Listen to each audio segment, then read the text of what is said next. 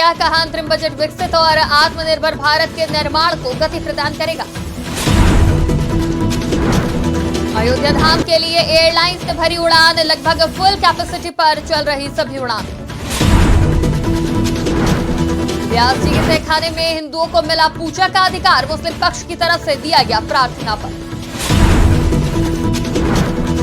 दुष्कर्म के 12 साल पुराने मामले में पूर्व केंद्रीय मंत्री चिन्मयानंद दोष मुक्त शिष्या ने दर्ज कराया था मुकदमा। नमस्कार, आज की खबर में आपका स्वागत है। मैं हूं आपके साथ शिखा मेहरोत्रा। शुरुआत करते हैं उत्तर प्रदेश खबरों की। मोदी सरकार के पार्ट 2 का अंतरिम बजट वित्त वर्ष वित्त मंत्री निर्मला सीतारमण ने पेश किया। वहीं बजट को पूरी तरह से महिला, युवा, किसान और गरीबों को डेडिकेटेड किया गया। इसके साथ ही मौजूदा वित्तीय वर्ष में टैक्स स्लैब में बदलाव नहीं किया गया। हालांकि रेलवे के लिए वंदे भारत कोच, छात्रों के लिए IIT आवास योजना के साथ साथ रक्षा बजट में बढ़ोतरी समेत प्रावधानों को बजट में पेश किया गया है। वहीं स्थानीय लेखाधिकारियों ने बजट पर अपनी अलग अलग प्रतिक्रिया दी है। आप भी देखें।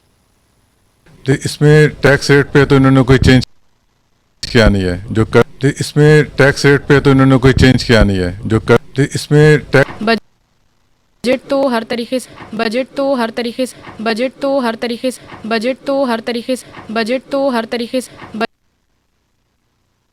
में व्यास जी के तहखाने में कोर्ट ने 30 साल बाद पूजा पाठ की इजाजत दी। वहीं इस आदेश पर अमल करते हुए जिलाधिकारी ने कड़ी सुरक्षा में तहखाने को खोलकर देर रात से ही पूजा अर्चना शुरू कर दी है। इसके बाद सुबह मंगला आरती हुई, जहां व्यास जी के तहखाने में विश्वनाथ मंदिर के मुख्य पुजारी ओम प्रकाश मिश्रा और अयोध्या में श्री राम के प्राण प्रतिष्ठा का शुभ मुहूर्त निकालने वाले गणेश्वर द्रविड़ ने पूजा अर्चना कराई। काशी विश्वनाथ ट्रस्ट को पूजा पाठ का अधिकार सौंपा गया है। वहीं इसको लेकर इस पर मुस्लिम लोगों ने काफी नाराजगी देखी गई। इस पर मस्जिद पक्ष के वादी मुख्तार अंसारी ने कहा कि जब कोर्ट ने 1 सप्ताह का समय दिया था, फिर रात को प्रशासन को तहखाना खोलने की क्या जरूरत थी। बिल्कुल सही बात है कि जिला न्यायालय ने आदेश दिया रहेगा। कोर्ट का आदेश तो मानेंगे ना भैया। कोर्ट के आदेश की बात हम मानने से कहाँ इनकार कर रहे हैं। हाँ। मगर हमारा कुछ सवाल है, उसको भी तो कोई सुने। माननीय न्यायालय ने अगर आदेश कर दिया तो जिलाधिकारी महोदय से कहा कि 1 हफ्ता के अंदर आप उसका इंतजाम करिए। हाँ। और कल रात में ही यहाँ काट करके रास्ता बनाकर सब काम शुरू हो गया। हमारा कहने का मकसद ये कि इसी कैंपस में हमारा मुकदमा है मजार शरीफ का, जो 1936 से प्रमाणित है, 1883 से प्रमाणित है और 1940 से 42 से प्रमाणित है। तीन जजमेंट हमारा है। उसके बावजूद उस पर आज 2 साल से मुकदमे चलने कोई आर्डर नहीं हो रहे हैं। इसी कैंपस में 1 दिन में 4 महीने का मुकदमा में आप आर्डर कर रहे हैं। किस एविडेंस के तहत आपने आर्डर किया? अमेठी की कमान संभालते ही डीएम निशा अनंत एक्शन मोड में नजर आई। आज सुबह मरीज बनकर जिला अस्पताल पहुंची। डीएम ने अस्पताल की व्यवस्थाओं का जायजा लिया और इस दौरान डीएम ने अस्पताल में मौजूद सभी सुविधाओं का बारीकी से निरीक्षण कर व्यवस्थाओं को सुधारने का निर्देश दिया। मौके पर CMS समेत सभी डॉक्टर मौजूद रहे। इस दौरान डीएम ने कहा कि आज जिला अस्पताल का निरीक्षण किया गया है। निरीक्षण के दौरान जो कमियां मिली हैं, उनको जल्द से जल्द सुधारने के निर्देश दिए गए हैं। जिला अस्पताल के ब्लड बैंक की जांच के लिए एक जांच टीम 6 फरवरी को आ रही है। अगर लाइसेंस मिल जाएगा तो जल्द ही ब्लड बैंक शुरू हो जाएगा। आज सुबह निरीक्षण के दौरान OPD में कम मरीज थे। जिला अस्पताल का आज सुबह निरीक्षण किया गया था हमारे द्वारा। इसमें हमने तीनों विंग्स को देखा है कि जिला में हमारे सिटीजन्स के लिए क्या व्यवस्थाएं हैं। खुशी की बात यह है कि 6 फरवरी को यहाँ पर एक इंस्पेक्शन टीम आ रही है, जिसमें ब्लड बैंक का इंस्पेक्शन होना है। अगर उसका लाइसेंस हमें मिल जाता है तो जल्दी हमारे ज़िले में ब्लड बैंक मिल जाएगा। हमने MNCU, SNCU, इमरजेंसी और बाकी वार्ड्स देखे। अभी सुचारू रूप से सारी व्यवस्थाएं हैं। कुछ सुधार के बिंदु हैं जिस पे CMS साहब काम करें। हरदोई के कलेक्ट्रेट परिसर में PRD जवानों ने शांति प्रदर्शन किया और डीएम को संबोधित एक ज्ञापन मजिस्ट्रेट को सौंपा है। इस ज्ञापन में प्रभारी BO पर ड्यूटी से हटाए जाने और कोर्ट के आदेश पर भी ड्यूटी न दिए जाने का आरोप लगाकर डीएम से कार्रवाई किए जाने की मांग की गई। जिलाधिकारी को संबोधित दिए गए ज्ञापन में PRD के जवानों का कहना है कि उन लोगों को उच्च न्यायालय लखनऊ खंडपीठ द्वारा दिए गए आदेश के क्रम में नियुक्ति दी गई थी, लेकिन अब प्रभारी BO और राजगोपाल मौर्य के द्वारा उन लोगों को उनकी तैनाती से हटाया जा रहा है। हम लोग प्रांतीय रक्षक दल के जवान हैं और हम लोगों की समस्या है हमारे अधिकारी बीओ और डीओ से। हम लोगों को जो है कोर्ट से हम लोग बहाल हुए हैं, 2 महीना ड्यूटी दिया है, उसके बाद कोर्ट का उल्लंघन करते हैं, ड्यूटी नहीं देते हैं, 1000-2000 रुपए लेकर के ड्यूटियां दे रहे हैं। 2 महीने ड्यूटी 1 महीने देते हैं, उसके बाद बैठाल देते हैं, पैसा नहीं देते हैं। 6-6 महीने 1-1 साल भर पैसा हम लोगों की बहुत बड़ी समस्या है। सर, मैं बहंदर ब्लॉक से हूँ। मैं पीआरडी जवान प्रमोद कुमार हूँ। मैं माननीय उच्च न्यायालय लखनऊ खंडपीठ से बहाल हुआ था और ड्यूटी हमारी केवल अधिकारी ने 2 महीने लगाई है और सन 2020-21 का पैसा आज भी हमारा लोगों का रोक रखा है। हमारे बीवी बच्चे लड़के बच्चे सब भूखमरी की कगार पे हैं और अधिकारी ना हमसे कोई बात बताता है सही, ना कुछ कहते हैं। अगर बनी अधिकारी हमारा आए दिन शोषण करता है। फोन हरदोई में चलती रोडवेज की बस में रोडवेज के ड्राइवर को हार्ट अटैक आ गया। वहीं ड्राइवर ने बस लड़खड़ाती देख खुद ही बस रोकी और उसके बाद बेहोश हो गया। आनन फानन में ड्राइवर को इलाज के लिए जिला अस्पताल लाया गया, जहां पर डॉक्टर ने उसे मृत घोषित कर दिया। वहीं बस में 40 सवारी बैठी थी। बता दें, रोडवेज डिपो की बस कन्नौज से हरदोई जा रही थी। एक बड़ा हादसा टलने के बाद यात्रियों ने राहत की सांस ली। रोडवेज बस चालक के शव को कब्जे में लेकर पंचनामा भरकर पोस्टमार्टम के लिए भेजा गया। हम लोग कन्नौज बस स्टैंड से लगभग 40 सवारियों को लेकर हरदोई के लिए आ रहे थे। अचानक ड्राइवर को सिमरा चौराहा के पास गाड़ी को रोके और नीचे उतर गए। उसके बाद वो बेहोश हो गए। उसमें एक अन्य परिचालक बैठे थे जो लेकर उनको यहाँ तक हॉस्पिटल तक लेकर आए। उसके बाद यहाँ डॉक्टर साहब ने चेक किया, उनको हार्ट अटैक आने की संभावना और वो यहाँ हरदोई के लिए आ रही थी। सवारियाँ लगभग 40 थी। इसमें अचानक ड्राइवर बेहोश हो गया और ब्रेक लगाकर बस वहीं रोक ली और खुद ड्राइवर सीट से नीचे गिर गया। इस सूझबूझ से उसके 40 सवारियाँ सुरक्षित हुई। तो उसके बाद में सिमरा चौराहे से अन्य चालक की व्यवस्था करके वाहन को यहाँ हॉस्पिटल लाया गया, जहाँ पर डॉक्टरों ने मृत घोषित किया। इनका पोस्टमार्टम होना है। एक चालक हैं मान सिंह, इनको हमारे पास लाया गया इमरजेंसी में। तो जब हमने चेक किया है तो ये मृत अवस्था में थे। इनका पल्स बीपी कुछ मिल नहीं रहा था, ईसीजी हमने कराया है। उसके बाद इनको मृत घोषित किया गया है। 45 साल की उम्र है इनकी और किसी दूसरे रोडवेज स्टाफ के द्वारा इनको लाया गया है यहाँ पे। कौशाम्बी में राष्ट्रीय जन उद्योग व्यापार संगठन पश्चिम शरीरा पहुंचा, जहां राष्ट्रीय अध्यक्ष अमित गुप्ता ने पश्चिम शरीरा व्यापार मंडल अध्यक्ष जितेंद्र कौशल से मुलाकात की। इस दौरान राष्ट्रीय अध्यक्ष ने 15 मुद्दों पर चर्चा की। साथ ही विशाल व्यापारी रैली को भी लेकर व्यापारियों को अवगत कराया। वहीं इस मौके पर पश्चिम शरीरा के व्यापारियों द्वारा राष्ट्रीय अध्यक्ष का भव्य स्वागत किया गया। साथ ही गौतम बुद्ध की प्रतिमा देकर जय व्यापार जय व्यापारी का नारा भी लगाया। राष्ट्रीय जन उद्योग व्यापार संगठन के द्वारा 18 फरवरी को 22 सूत्री मांग पत्र को लेकर एक विशाल व्यापारी रैली का आयोजन किया गया, जिसमें मुख्य रूप से मांग है जिस तरह से देश में बड़े बड़े उद्योगों के लिए उद्योग मंत्रालय बने हैं, विदेश के लिए विदेश मंत्रालय बना है, कृषि के लिए कृषि मंत्रालय बना है, तो देश में जो आज 11 करोड़ खुदरा व्यापारी है उसके लिए भी अलग से खुदरा व्यापार मंत्रालय का गठन किया जा रहा है।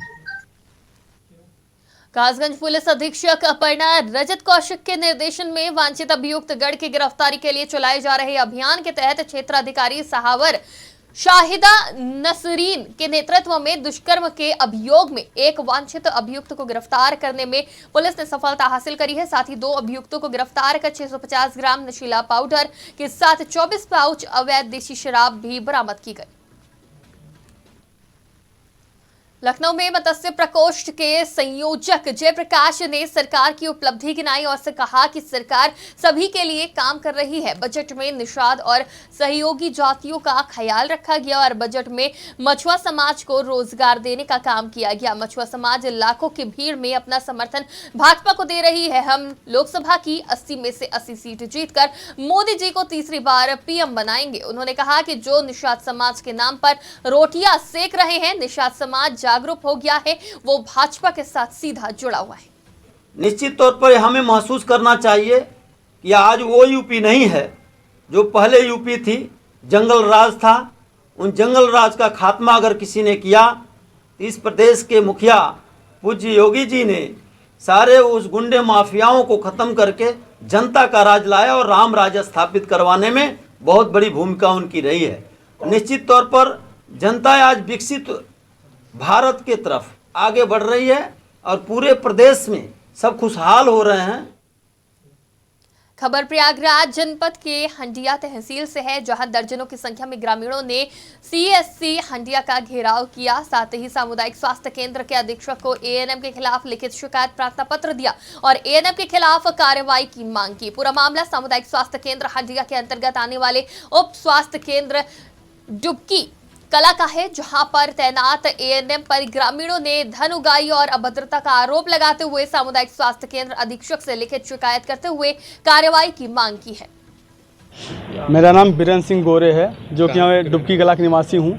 हमारे गांव में आए दिन गरीबों के साथ जितने भी गरीब हैं सबको सत्यभामा जो हमारे यहाँ स्वास्थ्य केंद्र डुबकी कला के एएनएम है, वो आए दिन किसी की तरीके जैसे किसी की डिलीवरी होना है तो उनको डिलीवरी होना है तो उनको बुलाएंगे, उनको जो उनके पास जाते हैं तो उनसे कहती हैं कि आपकी डिलीवरी यहाँ आराम से हो जाएगा। फिर डिलीवरी अब वो अपने रूम में इनको ले जाकर जो स्वास्थ्य केंद्र का बना है उसमें बेड पे लेटाती हैं। उसके बाद अपना धीरे धीरे रवैया बदलते हुए वो आशा जोशी देने लगेंगी। जब देखेंगे कि पीड़ित थोड़ा परेशान होने लगा है तब कहेंगे ऐसा है हमारे पास ये दवा नहीं है, ये दवा हम बाहर से मंगाएंगे, आप 5500 रुपये 5000 रुपये जमा करवा दो, आपका मैं तुरंत दवा मंगा के ट्रीटमेंट करके आपको बच्चा हुआ दूंगी। सर हम डुबकी कला में अपनी औरत को लिवा के गए थे, डुबकी खुर्द में स्वास्थ्य केंद्र पे जो कि एएनएम है, वहाँ पे सुमन बताती हैं नाम अपना, जो कि हैं सत्यभामा राय हैं और उन्होंने एएनएम है वो, जो कि हम लोगों से पैसा मांगी, हमसे पैसा मांगी पहले कि हम औरत को लिवा गए दिखाने के लिए, तो वो बोली कि पहले पैसा जमा करिए फिर हम वहाँ से आपका वो दवा मंगाएंगे, फिर उसके बाद इलाज करेंगे। 2 दिन रखी रह गई, कोई रिस्पांस नहीं मिला। हफ्ते उनके साथ हम सब कुछ दिए, जो कि अल्ट्रासाउंड पेपर जो जितना था जांच सब कुछ दिखे, तो वो अपने से सारा सिस्टम करने लगी और दवा ववा चढ़ाने लगी और बोली कि हम अब डिलीवरी करवा देंगे शाम तक। 2 दिन में कोई डिलीवरी नहीं करवा पाई और पैसा ली हमसे 5500 रुपये सर। और फिर उनसे हम पूछे कि आप 5500 रुपये में क्या क्या लगाई, वो एक भी जवाब नहीं दी। उत्तर प्रदेश के रायबरेली में डीएम ने अचानक सदर तहसील का औचक निरीक्षण किया। इस दौरान तहसील अधिकारियों में खलबली मच गई। इस दौरान डीएम हर्षिता माथुर ने अधिकारियों को तहसील में मिली खामियां दूर करने का आदेश दिया। वहीं तहसील में बाहरी व्यक्तियों के घुसने पर तत्काल प्रतिबंध लगा दिया।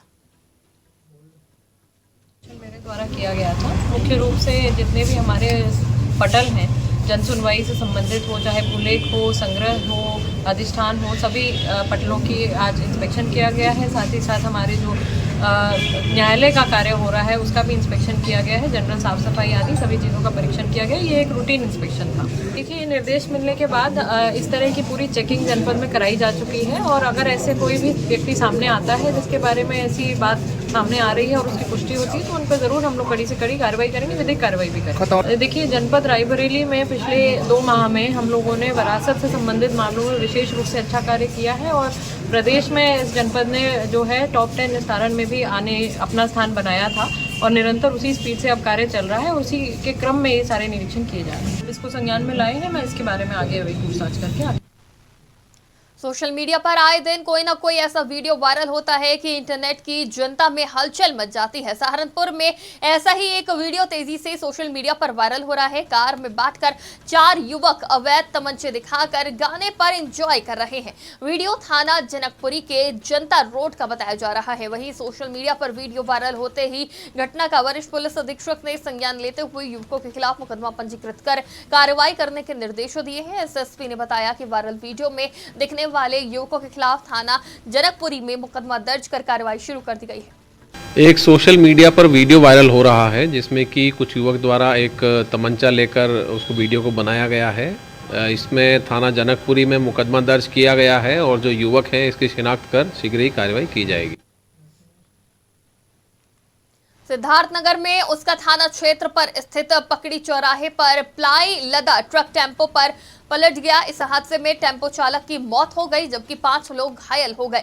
घायलों में 3 एक ही परिवार के हैं और 1 ट्रक चालक बताया जा रहा है। वहीं घायलों को जिला अस्पताल में भर्ती करवाया गया है जहां उनका इलाज जारी है। मौजूद लोगों के अनुसार गाड़ी अचानक से पूरब की दिशा में पलटने लगा। इस बीच उधर से गुजर रही सवारी से भरा टेम्पो उसकी चपेट में आ गया और गाड़ी अनियंत्रित होकर उसके ऊपर गिर गई। वहीं डीएम और एसपी ने मौके पर पहुंचकर घटना की जानकारी ली। सिद्धार्थनगर जिले में उसका बाजार थाने के अंदर पकड़ी चौराहे से एक सूचना आई। हम लोग को लगभग 1 बजे थाने पे यह सूचना प्राप्त हुई कि एक प्लाई से लदा हुआ ट्रक एक ऑटो के ऊपर गिर गया है। मौके पे पुलिस फोर्स पहुंची, प्रशासन के भी लोग पहुंचे और रेस्क्यू टीम को बुलाया गया। तो वहाँ पे मौके से 5 लोग जो थे उससे निकाले गए, जिसमें से 4 लोग एक ही परिवार के थे और एक अन्य व्यक्ति था और ऑटो चालक था जिसकी मौके पे मृत्यु हो गई थी। ये देखिए, आज एक ट्रक जो कि प्लाई से भरा हुआ था, वो ट्रक के पलट जाने से वहाँ पे एक ऑटो भी था और कुछ मोटरसाइकिल भी थी। वो ट्रक पलट गया तो उसके नीचे कुछ लोगों के आने से ये घटना हुई है। इसमें अभी तक की वहाँ पर मौके पर तत्काल स्थानीय पुलिस और स्थानीय प्रशासन के लोग पहुँचे और हम और कप्तान साहब भी मौके पर पहुँचकर सारे रिलीफ ऑपरेशन।